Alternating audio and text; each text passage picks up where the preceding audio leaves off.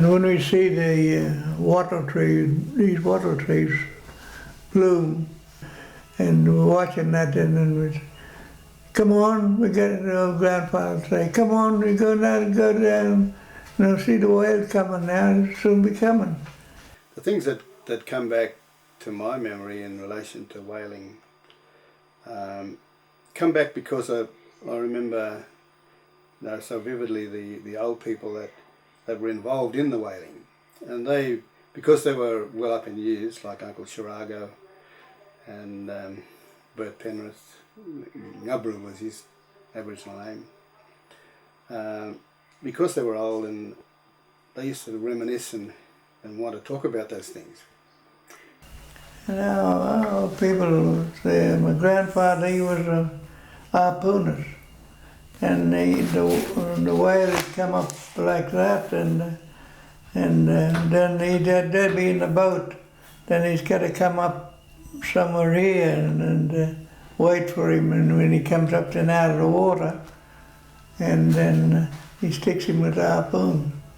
Then he says, stand a move, and then they pull back and they get away, because his tail comes over, and they're away from it. And the killer whales used to come in, and when Dad and them was there, they'd be laying down in the evening, they'd be splashing the water like that, hitting the water, making a sound, and our grandfather singing, whale here, come on, get up. And they all get up out of bed, and where they go, and he takes them out of the bay, to ride around, and all the other killer whales got him there, right up near the rock. And then when they go up there, and they get him, and then the tongue is what they get. They love that, and they all share it between themselves. Yeah, they were good workers, the Cruze and Davison loved them, the Cruze. They stuck to the job, and everything can work there. But that tells us that our people were always using the environment and the animal life and plant life for special purposes in their ceremonies as well as in their medicinal needs and daily life. So then, working in the whaling would have been a natural thing. Bunaan grounds, we were told, were created for ceremonies of our old people. They used to have special ceremonies there. And when they used to dance in the Bunaan grounds, they used to spread the whale oil on the ground.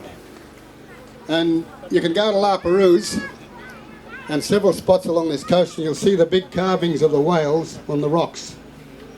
And if you look not far away from that carving, you'll find the place where they used to boil the oil down, and you'd see the where it used to trickle down through the rocks, and there was a place there they had carved out to get the oil from. An industry here in Australia used to take the whale oil and use it for ceremonial purpose, not only spilling it on the ground where they used to dance, but also they used to rub on their body and use it for medicinal purposes as well. The Aboriginal were dramatics, and used to be bent over like that, and old people, they cut a hole in him and they stand him up there, the neck in it there. He's all inside, see, the whale is, and they just step there, and they get out, and rheumatics and everything's gone, and they get out. Great, yeah.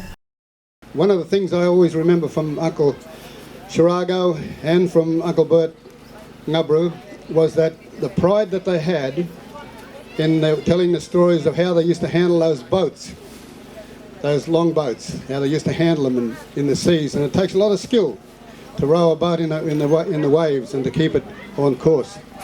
And that was one of their major skills, is to be able to row those long boats and take them out to sea and come back safe.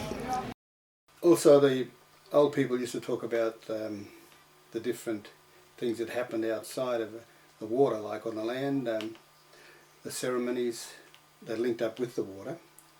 Like, for instance, the Bunaan ceremony, that's the That's the circle rings that they used to have ceremonies on. Lots of times there was 2 rings and a little corridor that ran and joined them together. During the ceremony time, they'd use the whale oil.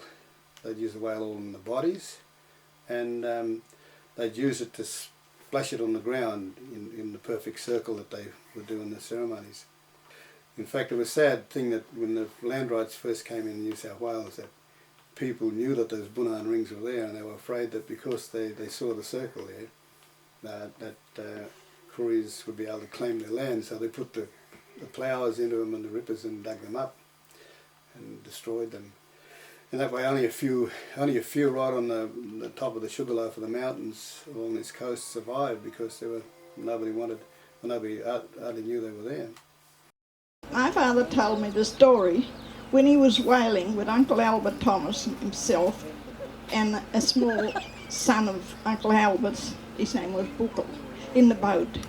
Well, when they were in the boat, he said, one of the men fell out of the boat, and old Tom swam around, dived down under, sat him on his back and took him ashore.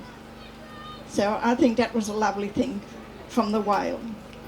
And I was told that by my father, who worked with it, with my Uncle Albert Thomas. And so he is my father, the tribal Aborigine. That's right. Do you remember that? Can you tell us the names of the killers that you've heard? That you remember? I did. There's Big Ben and Hookie and quite a few of them, you know. Yeah, they're all there. They followed the Cruze. Just the same as we were down the beach here. Dad and grandfather and my uncles, and we're sitting on the sand dune down here. And they said, come on, Sonny, we go down now, we go to get some fish. And, oh yeah, I said, and I'm thinking that to myself, how are you going to get fish, you ain't got a net? Eh? They had spears. And I said, here, Sonny, they gave me a stick and no prongs or nothing, just a long stick like that. It'll do you, Sonny. He said, they're way out there. I couldn't see him out there. But our grandfather, he got the sticks like that, and he sticks, and he sing anyway. He was looking out to sea, singing.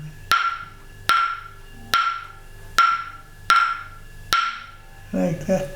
And he'd sit down, and when Dad would get up, he'd do the same, singing. Yeah, come on now, Sonny, he said.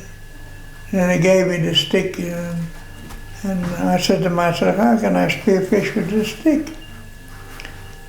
And they, come on, Sonny, they said, we'll go down. And the way they went down, I followed them when I had the stick. And old grandfather danced along the surf, and then he stopped, this'll do, he said. And then in there, and he said, they're coming, Sonny, he said.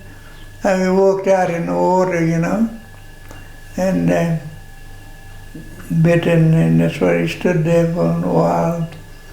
And the breakers coming in, and I couldn't see him coming in there. And he said, hey, they're coming, Sonny, he said, won't be long now.